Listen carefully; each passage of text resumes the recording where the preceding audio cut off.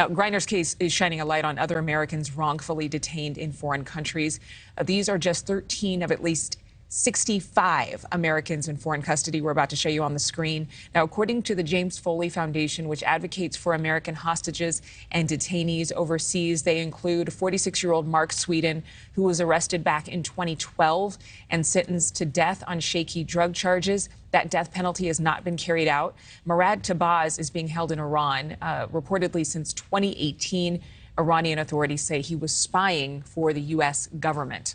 Griner's release has also brought renewed attention to Paul Whelan, a Marine turned businessman arrested in Russia in 2018 on espionage charges. His release, despite years of back and forth, is still being negotiated. We've not forgotten about Paul Whelan, who's been unjustly detained in Russia for years. He needs to be home with the rest of his family, and we're going to work to that end. Alex Campriello live to explain Paul's case and what his family is telling NewsNation. Alex.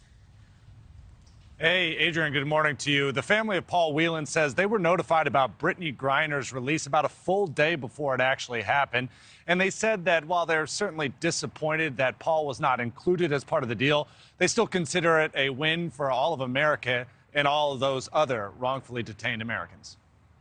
Brittney Griner has placed a spotlight on dozens of other U.S. prisoners held in captivity all across the world. The case most scrutinized right now is Paul Whelan, a former U.S. Marine who was sentenced to 16 years in Russian prison for spying. Both the U.S. government and his brother David call his detention wrongful. It is always a challenge with these cases. And so while we were always hopeful, and I think maybe a little bit too hopeful after Secretary Blinken's statement in August that there had been a proposal made to the Russian government, that things can fall apart, and sometimes they don't work out the way you want.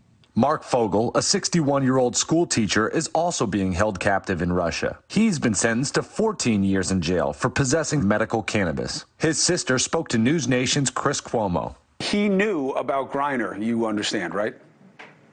Yes, my sister talked to him today, and he did know about the about Griner's release. What did he say?